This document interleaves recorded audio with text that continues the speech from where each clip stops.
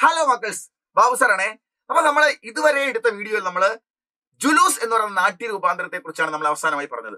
ഇനി നമുക്ക് പഠിക്കാനുള്ളത് പ്രധാനമായിട്ട് നമുക്ക് 5 മാർക്കിന് ചോദിക്കുന്ന 4 മാർക്കിന്റെ ആശയം എഴുതാനും 1 മാർക്കിന്റെ തത്വം എഴുതാനും ചോദിക്കുന്ന ഏറ്റവും പ്രധാനപ്പെട്ട ഒരു ചാപ്റ്ററാണ് നമുക്ക് പഠിക്കാനുള്ളത് മക്കളെ.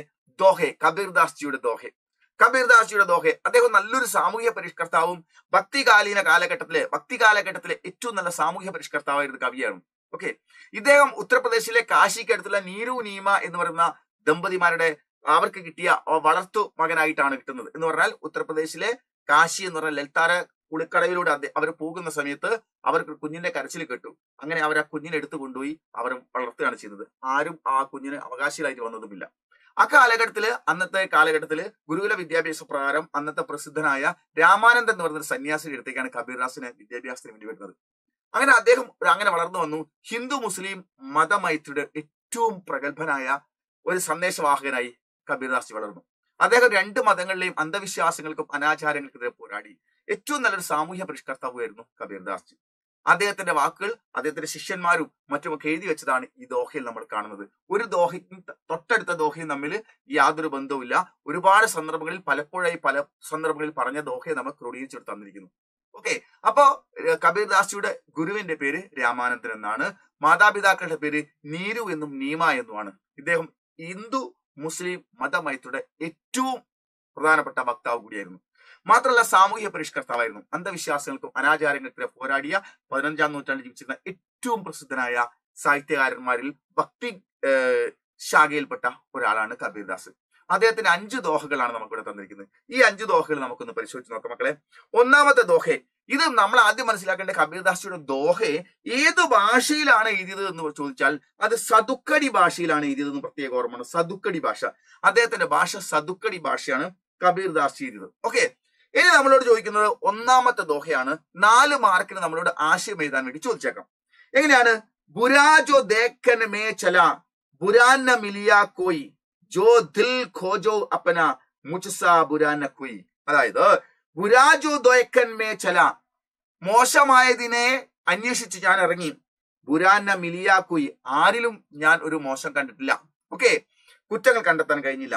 ജോ ദിൽ ഖോജോ അപ്പന, പക്ഷെ അവസാനം തെറ്റുകുറ്റങ്ങൾ അന്വേഷിച്ച് ഞാൻ എന്റെ മനസ്സിലേക്ക് നോക്കി. മുജ്സാ ബുരാന കോയി, എന്നേക്കാൾ തെറ്റും അപരാധവുമുള്ള ആളുകളെ ഞാൻ വേറെ കണ്ടതുമില്ല.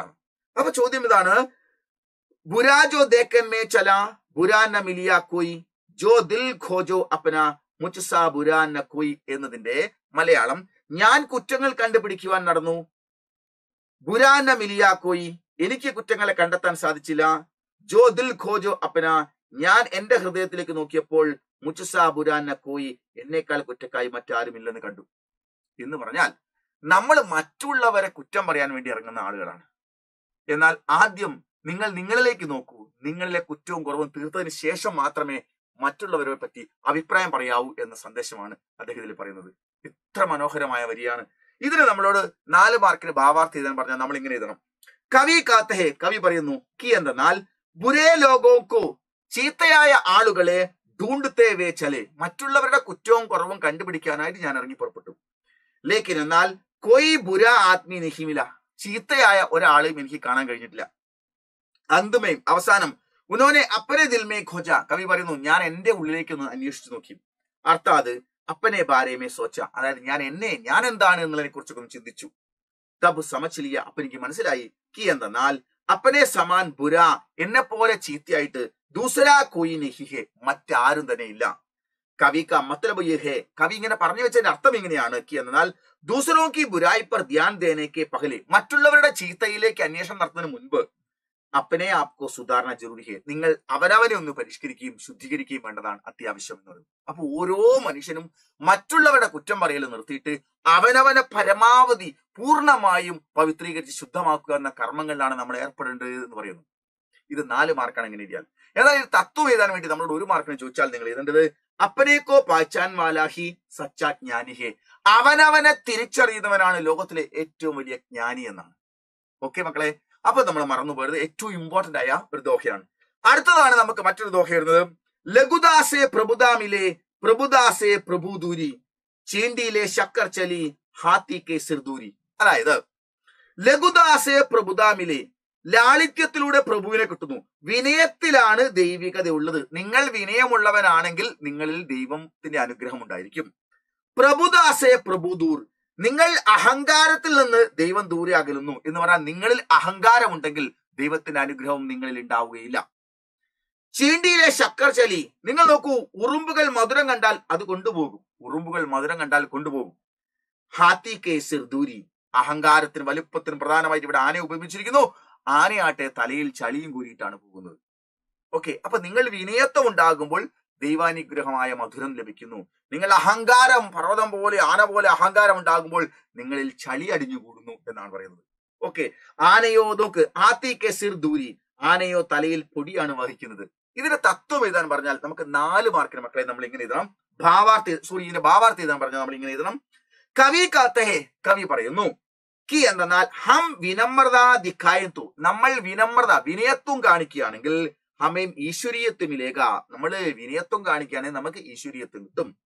ലേക്കിൻ എന്നാൽ ഹം അഹങ്കാർ ദിഖായത്തു, നമ്മൾ അഹങ്കാരമാണ് പ്രകടിപ്പിക്കുന്നതെങ്കിൽ ഈശ്വർ ദൂർ ഹോക, ഈശ്വരൻ നമ്മളിൽ നിന്ന് ദൂരെ അകലും.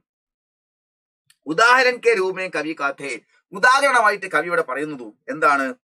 കവത്തെ കി ചോട്ടി ചീണ്ടി, വളരെ ചെറുതല്ലേ ഉറുമ്പ്, ഉസ്നെ ബഡാ ശക്കർ ലേക്കർ ചലത്തെ, തന്റെ ശരീരത്തെക്കാൾ ഭാരം കൂടിയ ശർക്കര കഷ്ണവുമായിട്ട് ഉറുമ്പുകൾ പോകാറുണ്ട്.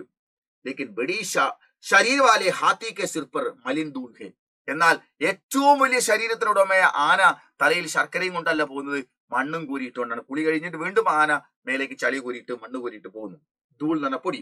കവി കാ മത്ലബ് ഹേ, കവി പറഞ്ഞതിന്റെ അർത്ഥം ഇങ്ങനെയാണ്.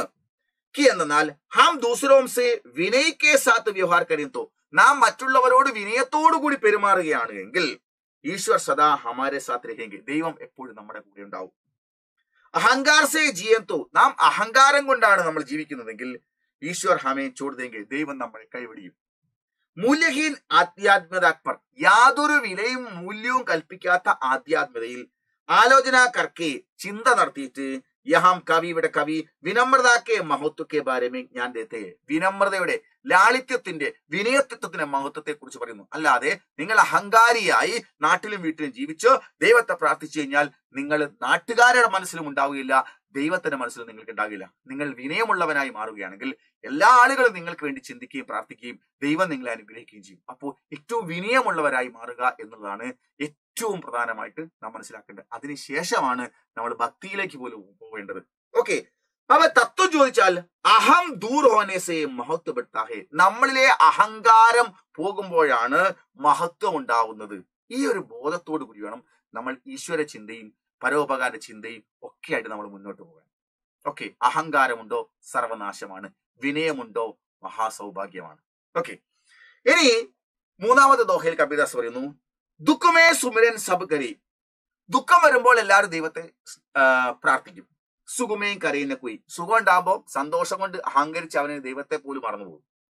ജോ സുഖമേ സുമിരൻ കരി, ആരാണോ സുഖമുണ്ടാകുമ്പോൾ ദൈവത്തെ പ്രാർത്ഥിക്കുന്നത്, തോ ദുഃഖ കാഹേ ഹോയി, അവന്റെ ജീവിതത്തിൽ എങ്ങനെ ദുഃഖം വരാനാണ്? നോക്കൂ മക്കളെ, ദുഃഖമേ സുമിരൻ സബ് കരി, ദുഃഖം വരുമ്പോൾ ദൈവത്തെ എല്ലാവരും ഓർക്കുന്നു. സുഖമേ കരയുന്ന കുയി, സുഖത്തിൽ ആരും ഈശ്വരനെ ഓർക്കുന്നില്ല. ജോ സുഖമേ സുമിരൻ കരേ, ആരാണോ സുഖമുണ്ടാകുമ്പോൾ ദൈവത്തെ പ്രാർത്ഥിക്കുന്നത്, ഓർക്കുന്നത്, തോ ദുഃഖ കാഹേ ഹോയി, ഒരിക്കലും ദുഃഖം ഉണ്ടാവുകയില്ല. അങ്ങനെ വരികയാണെങ്കിൽ അയാൾക്ക് എങ്ങനെ ദുഃഖം ഉണ്ടാവാനാണ്? എന്ന് പറഞ്ഞാൽ ഒരു യഥാർത്ഥ ഭക്തന്റെ പ്രാർത്ഥന സമയത്ത് അദ്ദേഹം സന്തോഷം കൊണ്ടാണോ ഈ പ്രാർത്ഥിക്കുന്നത്, സങ്കടം കൊണ്ടാണോ ഇപ്പോൾ പ്രാർത്ഥിച്ചുകൊണ്ടിരിക്കുന്നത് എന്ന് അദ്ദേഹത്തിന്റെ നോക്കിക്കഴിഞ്ഞാൽ മറ്റൊരാൾക്ക് മനസ്സിലാക്കി. എന്നാൽ എപ്പോഴും അദ്ദേഹം ഒരേ ഒരു വികാരത്തിൽ, ഒരേ ഒരു ഭാവത്തിൽ ദൈവത്തെ ഓർത്തുകൊണ്ടേയിരിക്കും. ഓക്കെ, അങ്ങനെയാണ് അത് യഥാർത്ഥമായ ഒരു ഭക്തന്റെ സ്വഭാവം ഉണ്ടായിരിക്കുക എന്നാണ് പറയുന്നത്. തനിക്ക് ജീവിതത്തിൽ അനുഗ്രഹങ്ങൾ ഉണ്ടാകുമ്പോഴും കൂടുതൽ വിനീതനായി ദൈവത്തോട് പ്രാർത്ഥിച്ചുകൊണ്ടിരിക്കും, അങ്ങയുടെ അനുഗ്രഹമാണ് എന്ന്. നഷ്ടമുണ്ടാകുമ്പോഴും അദ്ദേഹം ദൈവമേ എന്നെ രക്ഷപ്പെടുത്തണേ എന്ന് ഒരേ വികാരത്തിൽ അദ്ദേഹം സന്തോഷമുണ്ടാകുമ്പോഴും സങ്കടം ഉണ്ടാകുമ്പോഴും എപ്പോഴും തന്റെ കണ്ണ് നനഞ്ഞുകൊണ്ട് ദൈവത്തോട് ആത്മാർത്ഥമായി പ്രാർത്ഥിച്ചുകൊണ്ടിരിക്കുന്നു. അങ്ങനെയുള്ളവർക്ക് ജീവിതത്തിൽ മഹാദുരന്തങ്ങളും പ്രയാസങ്ങളും ഉണ്ടാവുകയില്ല എന്നാണ് കവി പറയുന്നത്. ഓക്കെ, യെസ്, നമുക്കതിന്റെ ദോഹയുടെ സാരാംശം 4 മാർക്കിന് ചോദിച്ചാൽ നമ്മൾ ഇങ്ങനെ എഴുതണം. കബീർദാസ് കാലത്തെ കബീർദാസ് പറയുന്നു, കി എന്തെന്നാൽ ദുഃഖമേ ഹം സബ് ഈശ്വർ കാ സ്മരൺ കർത്തേ, ദുഃഖമുണ്ടാകുമ്പോൾ നമ്മൾ എല്ലാവരും ഈശ്വരനെ പ്രാർത്ഥിക്കുന്നു. അവിടങ്ങളില് ആരാധനാലയ കേന്ദ്രങ്ങളിൽ കിടന്ന് ഉരുണ്ട് പ്രാർത്ഥനയാണ്. ലേക്കിൻ സുഖമേ കെ അവസർ പർ, പക്ഷെ സുഖമങ്ങാ ജീവിതത്തിൽ വന്നു കഴിഞ്ഞാൽ കോയി ഈശ്വർ കാ സ്മരണ ഈ കർത്ത അഹങ്കാരം കൊണ്ട് തുള്ളിച്ചാടി സ്ഥലകാല പരിസര ബോധമില്ലാതായി പോവുകയാണ്. അവന് ദൈവവുമില്ല, ഒന്നുമില്ല. കവി പൂച്ചത്തെ കവി ചോദിക്കുന്നു കി ജോ ലോക സുഖമേ ഈശ്വർ കാ സ്മരൺ കരേ, ആരാണോ സുഖമുണ്ടാകുമ്പോൾ ദൈവത്തെ സ്മരിക്കുന്നത്, തോ ഉൻകോ ദുഃഖ കൈസെ ഹോഗ, അദ്ദേഹത്തിന് പിന്നെ ദുഃഖം എങ്ങനെ ഉണ്ടാവാനാണ്? അർത്ഥാത് അതായത് ഹമേശ ഈശ്വർ സ്മരൺ ഹമേരെ, ഹമേശ എപ്പോഴും ഈശ്വർ സ്മരൺമേ ഈശ്വര സ്മരണയിൽ രഹിനെ വാലോങ്കോ നിൽക്കുന്നവർക്ക് ദുഃഖ കബി നഹി ഹോത്ത, 24 മണിക്കൂർ ഫുൾ ടൈം ഈശ്വര ഭക്തിയോട് കൂടി ചിന്തിക്കുകയും പ്രവർത്തിക്കുകയും ഒക്കെ ചെയ്യുന്ന മനുഷ്യനെ സംബന്ധിച്ചോളം അയാൾക്ക് ദുഃഖം എന്ന് പറഞ്ഞ വേറൊരു അവസ്ഥ ഉണ്ടാവുകയില്ല. യഹാം ജീവൻ മേ ഈശ്വർ സ്മരൺ കി ജറൂറത്ത് കവി ഹമേ ദിക്കാത്തെ, യഹാം ജീവൻ മേ ഇവിടെ ജീവിതത്തിൽ ഈശ്വർ സ്മരൺ കി ജറൂറത്ത്, ഈശ്വര ചിന്ത മാത്രമായിരിക്കണം, ഈശ്വര ചിന്ത ഫുൾ ടൈം ഉണ്ടായിരിക്കണം എന്നുള്ള ചിന്ത ഹമേ സിക്കാത്തെ കവി നമ്മളെ പഠിപ്പിക്കുന്നു. സച്ചി ആധ്യാത്മികതയ്ക്ക് മൂല്യപ്പർ കവി യഹാം പർ ബൽദേത്തെ, യഥാർത്ഥമായ ആധ്യാത്മികത മൂല്യത്തിന് കവി ഉയർത്തിപ്പിടിക്കാൻ വേണ്ടി ചെയ്യുന്നു. എന്ന് പറഞ്ഞാൽ ചില സമയങ്ങളിൽ മാത്രം തനിക്ക് എന്തേ കാര്യം ഉണ്ടാവാൻ വേണ്ടി ദൈവത്തെ പ്രാർത്ഥിക്കുക എന്ന സിസ്റ്റം ഒഴിവാക്കി ജീവിതചര്യയുടെ ഭാഗമാണ് എപ്പോഴും നമുക്ക് ഈശ്വര ചിന്ത കൂടി ഉണ്ടായിരിക്കുക എന്നുള്ളത്. അങ്ങനെ ഒരാളെ സംബന്ധിച്ചിടത്തോളം ദൈവം പോലും പരീക്ഷണത്തിന് വിധേയമാക്കാതെ അദ്ദേഹത്തിന് ഒരു ദുരന്തവും സങ്കടവും ഇല്ലാത്ത നല്ലൊരു ജീവിതം ലഭ്യമാകുന്നത്. അപ്പൊ നമുക്ക് വല്ലപ്പോഴുമല്ല, നമുക്ക് 24 മണിക്കൂർ നമ്മുടെ ചിന്തയിലും ബോധത്തിലും എല്ലാം നമുക്ക് ഈശ്വരൻ ചിന്ത ഉണ്ടായിരിക്കണം. അപ്പോഴാണ് വാക്കിലും പ്രവൃത്തിയിലും ഒക്കെ നമ്മൾ, നോട്ടത്തിലും വാക്കിലും പ്രവൃത്തിയിലും ഒക്കെ നമ്മൾ ഈശ്വര ചിന്ത ഉണ്ടായിരിക്കണം എന്നുള്ളതാണ്. ഓക്കെ, അങ്ങനെ വരുമ്പോൾ സുഖ് ഓർ ദുഃഖമേമ്പി, സുഖമുണ്ടാകുമ്പോഴും ദുഃഖമുണ്ടാകുമ്പോഴും ഈശ്വർ കാ സ്മരൺ കർണ ചായേ, നാം ദൈവത്തെ വിളിച്ചുകൊണ്ടേയിരിക്കണം, ദൈവത്തെ സ്മരിച്ചുകൊണ്ടിരിക്കണം എന്നുള്ള സന്ദേശമാണ് കവിതയിലൂടെ കവി വരുന്നത്. എന്ന് പറഞ്ഞാൽ ചില സമയങ്ങളിൽ മാത്രം രാവിലെ, ഉച്ചയ്ക്ക്, വൈകുന്നേരം ചില സമയങ്ങളിൽ മാത്രം പ്രാർത്ഥിക്കാനുള്ളതല്ല. ആ സമയത്ത് പ്രാർത്ഥന ഒക്കെ ആവാം, പക്ഷേ നമുക്ക് 24 മണിക്കൂർ നമുക്ക് ദൈവചിന്ത മനസ്സിലുണ്ടായിരിക്കണം. അല്ലാണ്ട് പ്രാർത്ഥനാ സമയത്ത് മാത്രം ദൈവത്തെ ഓർക്കുക, പിന്നെ നമ്മൾ സ്വയം മറന്നു നോക്കുക, പിന്നെ അടുത്ത പ്രാർത്ഥനയുടെ സമയം എപ്പോഴാണോ അപ്പൊ ദൈവത്തെ പ്രാർത്ഥിക്കുക. അങ്ങനെ ഇൻസ്റ്റാൾമെന്റ് ആയിട്ടല്ല, ഫുൾ ടൈം നമ്മൾ ഈശ്വരനെ ചിന്തിച്ചുകൊണ്ടിരിക്കണം എന്നാണ് കവി പറയുന്നത്. ഓക്കെ, ഇനി 4ാമത്തെ ദോഹയിലൂടെ നമ്മൾ പറയുന്നു കാമി ക്രോധി ലാലച്ചി ഇത്തനി ഭക്തി നഹുയി. കാമം ക്രോധം ലോഭം മോഹം ഒന്നുള്ളവനിൽ ഭക്തനല്ല. ഭക്തി കരയിക്കോയ് സുരമ ജാതി വരൻ കുലാഹുയി. എന്താ പറഞ്ഞത്? കാമി ക്രോധി ലാലച്ചി, ദുസ്വഭാവക്കാരനും കോപിഷ്ടനും കൊതിയനും ഒരിക്കലും ഭക്തനാവുകയില്ല. കാമി ക്രോധി ലാലച്ചി, കാമമുള്ളവനും ക്രോധി ക്രോധം ദേഷ്യമുള്ളവനും ലാലച്ചി ആർത്തിയുള്ളവനും ഇത്തനെ ഭക്തി നഹുയി, അവനെ കൊണ്ട് ഭക്തൻ എന്ന് പറയില്ല. ഭക്തി കരകോയ് സുരമ, ഭക്തിയുള്ളവൻ അവനാണ് യഥാർത്ഥ ഭക്തൻ. ധീരൻ, സുരമ ധീരൻ. ജാതി ഭരൻ കുലുക്കൊയ്, ജാതിയും മതവും ഒന്നും നോക്കുകയും ചിന്തിക്കാതെ ചെയ്യാതെ എല്ലാ മനുഷ്യരെയും സ്നേഹിക്കുന്നവനാണ് യഥാർത്ഥ ഭക്തൻ. ദുസ്വഭാവക്കാരനും കോപിഷ്ടനും കൊതിയനും ഒരിക്കലും ഭക്തനാവുകയില്ല. ആ സ്വഭാവം ഉണ്ടെങ്കിൽ അയാൾ ഒരു പ്രാർത്ഥന നടത്തിയിട്ടും കാര്യമില്ല. ജാതി നിറം കുലം ശ്രദ്ധിക്കാത്തവനാണ് ധീരൻ. ജാതി മത ചിന്തകൾ ഒന്നുമില്ലാതെ എല്ലാ മനുഷ്യരെയും ദൈവത്തിന്റെ സൃഷ്ടികളെ കണ്ട് അങ്ങേയറ്റം സ്നേഹിക്കുന്നവനാണ് യഥാർത്ഥ ധീരൻ, യഥാർത്ഥ ഭക്തൻ. അവന്റെ മനസ്സിലാണ് യഥാർത്ഥ ഭക്തി വളരുക. അവന്റെ മനസ്സിൽ മാത്രമേ ഭക്തി ഉണ്ടാവും. സകല ജീവജാലങ്ങളോടും എല്ലാവരോടും തന്റെ ബന്ധുക്കളും സ്വന്തക്കാരെ കാണുന്ന കാഴ്ചപ്പാടാണ് യഥാർത്ഥ ഭക്തൻ ഉണ്ടാവുക എന്നാണ്. അവനിൽ ജാതി ചിന്ത ഉണ്ടാവില്ല, മതചിന്ത ഉണ്ടാവില്ല, ഭാഷാ ചിന്ത ഉണ്ടാവില്ല, അവർ വേറെ ഇവർ വേറെ, അങ്ങളെന്നും അവരെന്നും എന്ന ചിന്തയെ അവരിൽ ഉണ്ടാവുകയില്ല. അവരാണ് യഥാർത്ഥ ഭക്തൻ. അപ്പൊ ഏറ്റവും നല്ല സാമൂഹ്യ പരിഷ്കർത്താവിന് മാത്രമേ ഇങ്ങനെ പറയാൻ പറ്റുള്ളൂ. ഓക്കെ, അടുത്ത ഈ ദോഹയുടെ ഭാവാർത്ഥം നമുക്ക് നോക്കാം. എന്താണ്? കാമി ക്രോധി ലാലച്ചി ലോകോമേം ഭക്തി നിഹിയോത്തി. കാമവും ക്രോധവും ലാലച്ചി കൊതിയുമുള്ള ലോകോമേ ആളുകളിൽ ഭക്തി നിഹിയോത്തെ, ഭക്തി ഉണ്ടാവുകയില്ല. ലേക്കിൻ എന്നാൽ ജാതി വർണ്ണ ഓർ കുൽ കെ പരെ, ജാതിയുടെയും വർണ്ണത്തിന്റെയും കുലത്തിന്റെയും പരേ അപ്പുറത്ത് സബി ലോകോം സെ, എല്ലാ ആളുകളോടും സമഭാവുമേം വ്യവഹാർ കർണേ വാല ശൂർ, സമഭാവനയോടുകൂടി ജാതി മതം ഒന്നും നോക്കാതെ എല്ലാവരോടും ഒരുപോലെ പെരുമാറുന്ന ശൂർ മനുഷ്യനാണ്. ശൂർ കെ മന്മേ, മനുഷ്യന്റെ മനസ്സിൽ സച്ചി ഭക്തി ഹോത്തി, ശരിയായ ഭക്തി ഉണ്ടാവുകയുള്ളൂ.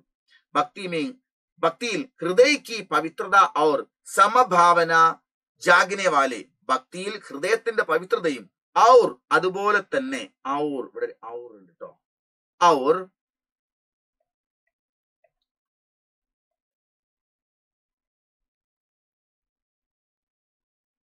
അല്ലെ, ഔർ സമഭാവന ജാഗനെ വാല, സമഭാവന വെച്ച് പുലർത്തുന്ന യേ പങ്ക്തിയാം, ഈ വരികൾ ദ്വാര വഴി കവി മൂല്യഹീൻ ഓർ കപട ധാർമ്മികത അപ്പർ, യാതൊരു വിലയും കൽപ്പിക്കാത്തതും മൂല്യമില്ലാത്തതും കാപട്യം നിറഞ്ഞതുമായ ധാർമ്മികത അപ്പർ നിയമാവലിയിൽ യഹാം പർ ആലോചന കർത്തേ, അതായത് കാപട്യം നിറഞ്ഞതും അതുപോലെ തന്നെ മൂല്യമില്ലാത്തതുമായ ധാർമ്മിക പ്രവർത്തനങ്ങളെ കവി ഒരിക്കലും അംഗീകരിച്ചിരുന്നില്ല. കാപട്യം നിറഞ്ഞതും, അതായത് മതപരമായ ചില കർമ്മങ്ങൾ ചിലരൊക്കെ കാപട്യം വെച്ചുകൊണ്ട് ചെയ്യുന്നു.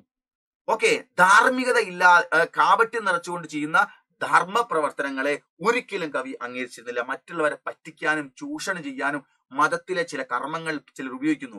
ഇതിന് ഒരിക്കലും ഭക്തിയായിട്ടോ ഭക്തനായിട്ടോ ഇത് ചെയ്യുന്ന ആളെ കാണാൻ കഴിയില്ല. സാമൂഹ്യ ദ്രോഹിയായിട്ട് തന്നെ ദുഷ്ടനായിട്ട് തന്നെ കാണാൻ പറ്റുന്ന കവി പറയുന്നത്. അതായത് തത്വ സമഭാവ സച്ചാഹി ആത്മീക ലക്ഷൺ ഹേ, എല്ലാവരോടും സമഭാവന വെച്ച് പുലർത്തലാണ് ഒരു നല്ല മനുഷ്യന്റെ ലക്ഷണം എന്ന തത്വമാണ് ഇതിലൂടെ കവി പറയുന്നത്. ഓക്കെ, അപ്പോൾ 4 മാർക്കിന് ചോദിച്ചു കഴിഞ്ഞാൽ നമ്മൾ ഇത് എഴുതണം, 1 മാർക്കിന് ചോദിച്ചാൽ നമ്മൾ ഇത് എഴുതണം. ഓക്കെ മക്കളെ, ഇനി നമുക്ക് 5ാമത്തെ ദോഹയാണുള്ളത്. സായി ഇത്തന ദീജിയെ, ദൈവമേ എനിക്ക് ഇത്ര മാത്രം താ. ജാമേ കുടുംബ ബസായി, എന്റെ കുടുംബം കഴിഞ്ഞു പോകാൻ മാത്രം. മേ ബി ബുക്കാനർഹും സാധുവിന് ബുക്കാജായി, ഞാൻ വിശക്കാതിരിക്കും, സാധു ഉണ്ടെങ്കിൽ ആ സാധുവിന് വിശക്കാതിരിക്കും, എനിക്ക് അതിൽ കൂടുതലൊന്നും വേണ്ട. സായി ഇത്തന ദീജിയെ, ദൈവമേ എന്റെ കുടുംബത്തെ പോറ്റാനുള്ളത് തരൂ. ജാമേ കുടുംബ ബസായി, പോറ്റാനുള്ളത് മാത്രം നീ എനിക്ക് നൽകിയാൽ മതി. മേ ബി ബുക്കാനർഹും, എനിക്കും സൽസ്വഭാവിക്കും വിശക്കാതിരിക്കാൻ മാത്രമുള്ളത് നീ എനിക്ക് നൽകിയാൽ മതി. അതായത് സായി ഇത്തന ദീജി, ദൈവമേ നീ എനിക്ക് ഇത്ര മാത്രം തന്നെ, കൂടുതൽ വേണ്ട. ജാമേ കുടുംബ ബസായി, എന്റെ കുടുംബം പോറ്റാൻ മാത്രം. പിന്നെയോ അധികം ഉണ്ടെങ്കിൽ മേ ബി ബൂക്കാനർക്കും, ഞാനും വിശക്കാതിരിക്കും. സാധു ഉന്ന ബുക്കാജായി, എന്റെ അടുത്തൊരു സാധു വന്നാൽ അദ്ദേഹത്തിനും സാധുവിനും കൂടി വിശക്കാതിരിക്കാനുള്ള ആ ഭക്ഷണം അല്ലെങ്കിൽ സമ്പത്ത് എനിക്ക് തന്നാൽ മതി എന്ന് പറഞ്ഞാൽ എന്റെ ജീവൻ നിലനിർത്താൻ ആവശ്യമല്ലാതെ മറ്റൊന്നും എനിക്ക് വേണ്ട. ജീവിതമാവട്ടെ നിന്നെ ഓർത്തുകൊണ്ടും മറ്റുള്ളവർക്ക് പരോപകാരം ചെയ്തുകൊണ്ടും മാത്രമായിരിക്കും എന്റെ ജീവിതം മുന്നോട്ട് പോകുക എന്നുള്ള സന്ദേശമാണ് അദ്ദേഹം നൽകുന്നത്. ഓക്കെ, ഇതിൽ അദ്ദേഹം പറയുന്ന ഭാവാർത്ഥം എങ്ങനെയാണ്? കബീർദാസ് ഈശ്വർ സേ പ്രാർത്ഥന കർത്തേ, കബീർദാസ് ദൈവത്തോട് പ്രാർത്ഥിക്കുന്നു. നമ്മളൊക്കെ ഒരുപാട് എത്ര കിട്ടിയാലും ആർത്തിയോടുകൂടി കിട്ടിയാലും ആർത്തി മാറാതെയാണ് നമ്മൾ ദൈവത്തോട് പ്രാർത്ഥിക്കുന്നത്. ഈ ഭക്തിയൊന്നും ഭക്തിയല്ല എന്നാണ് കവി പറഞ്ഞുകൊണ്ടിരിക്കുന്നത്. കബീർദാസ് ഈശ്വർ സേ പ്രാർത്ഥന കർത്തേ, കബീർദാസ് ദൈവത്തോട് പ്രാർത്ഥിക്കുന്നു. കി എന്നാൽ ഹേ ഈശ്വർ, അല്ലയോ ദൈവമേ, ആപ്പ് ഹമേം ഇത്തനാ ധൻ ദീജിയെ, താങ്കൾ എനിക്ക് ഇത്രമാത്രം സമ്പത്ത് തന്നാൽ മതി. കി ജിസെ അപ്പനാ കുടുംബക്കോ, എനിക്ക് എന്റെ കുടുംബത്തെ സംരക്ഷൺ കർസകെ, എന്റെ കുടുംബത്തെ മറ്റൊരാളെടുത്ത് പോയിട്ട് ബുദ്ധിമുട്ടുണ്ടാക്കാത്ത രീതിയിൽ ജീവിച്ചു പോകാനുള്ളത് മാത്രം ദൈവം എനിക്ക് തന്നാൽ മതി. കബീർദാസ് ഈ പ്രാർത്ഥന ബി കർത്തേ, കബീർദാസ് ഇത് പ്രാർത്ഥിക്കുന്നു. ഹേ ഭഗവാൻ, ആപ്ക ആശീർവാദ് ഹോക്കി, താങ്കളുടെ ആശീർവാദ അനുഗ്രഹം ഉണ്ടെങ്കിൽ സാധു ലോക് ബി ഭൂക്കാൻ രഹജായി, താങ്കൾ എന്റെ കുടുംബം കഴിഞ്ഞു പോകാനുള്ളത് നിങ്ങൾ തരൂ. അങ്ങ് അനുഗ്രഹിക്കുകയാണെങ്കിൽ ഈ നാട്ടിലെ സാധുക്കൾക്കും, സാധു മീൻസ് സന്യാസി അഥവാ ഭിക്ഷക്കാർ, അവർക്ക് കൂടി കൊടുക്കാനുള്ളത് എന്നെ ഏൽപ്പിച്ചാൽ അതുകൂടി ഞാൻ ഗംഭീരമായിട്ട് കൊടുക്കാം. ഓർ മേ ബി ഭൂക്കാൻ രഹജായി, അതുകൊണ്ട് എനിക്ക് വിശക്കാതിരിക്കും, സാധു വിശക്കാതിരിക്കും, എന്റെ കുടുംബം വിശക്കാതിരിക്കും.